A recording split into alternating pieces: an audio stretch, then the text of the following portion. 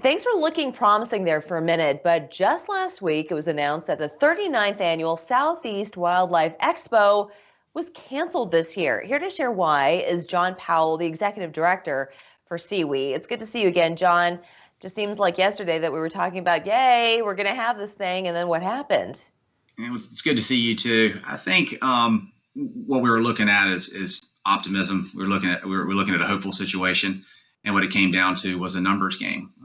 With the cases on the rise, it became impossible for us to have an event that did not compromise the integrity of the Southeastern Wildlife Exposition or the safety of our patrons. It became apparent.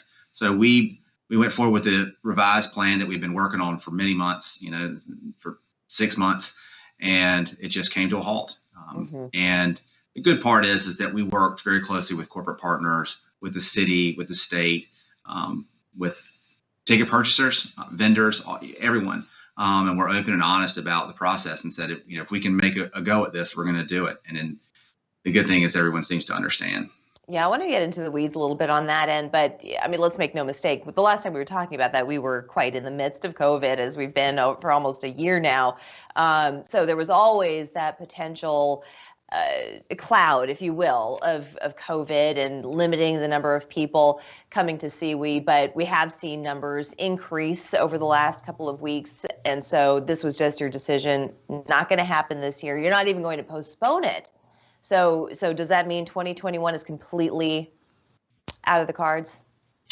I think as far as what you and others would expect from a full-blown SEWE, it is definitely out of the cards. Now, it is our duty, it's part of our mission to bring folks to Charleston. So we're already looking at fall events that would do just that. We know our hotel, retail, restaurant partners, et cetera, are suffering. They understand, but what can we do to help them out? And that's going to be part of our attention focus now, is what can we do to bring some folks in when we know it's going to be safe, and we hope that's in the fall. We know that, anecdotally, there's still people that are planning to come to Charleston President's Day weekend because that's a part of what they do. And we support that. We're excited about it. We just couldn't facilitate a gathering in mass that made sense So even just limiting the number of events, limiting the number of attendees, just not possible. It's very difficult for us to pivot to have so many smaller events. We're a small, albeit capable staff, but with sponsors and vendors and such that you make promises to them many months out, and you say, this is what we're going to try to go with. It becomes difficult to have some of those smaller events. But again, now that we can change our focus, I think you'll see some of that in the fall. Okay. How many tickets have been sold? We had their corporate partners, and then their VIP packages, and then their day ticket holders. So we had probably over 5,000 sold. Wow. Okay. But that covers a couple of days. Right. And we knew that the balance of a lot of those ticket purchases would happen in January, as they normally do. But you are providing refunds. So tell Absolutely. us how that works. Absolutely.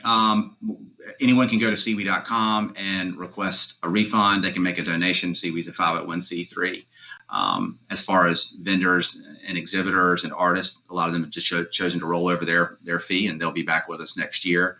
And some of our corporate partners have been more than generous in the fact that sponsorship is for SEWE, and as SEWE lives and breathes year round, we have to start well in advance planning an event, and they know that we need operating support as well. So, so ticket holders, they do have two options: either they can get a refund or they can make a donation.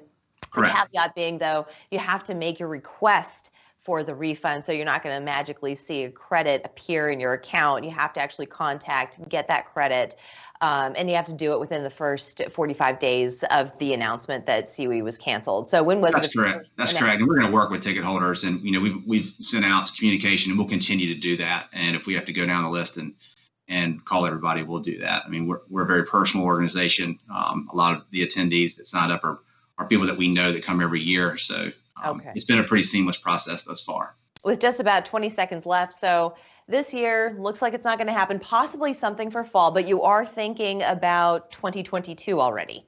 Absolutely. We start thinking Get on the high note, please.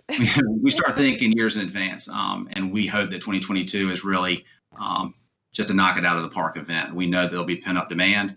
we're excited about some of the things we weren't able to facilitate this year. So we're looking at it right now. All right, John, thank you so much for your time. Sorry about this year, but we'll look forward to 2022. That's okay. Thank you very much. We're back after this.